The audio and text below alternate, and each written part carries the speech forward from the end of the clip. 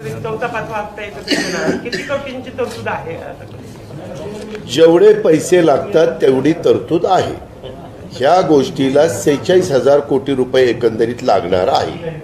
मी योजना जाहीर केली त्यावेळेस एप्रिल महिना, मे महिना हा गेलेला होता, त्याच्यावर जून महिना पण गेलेला होता.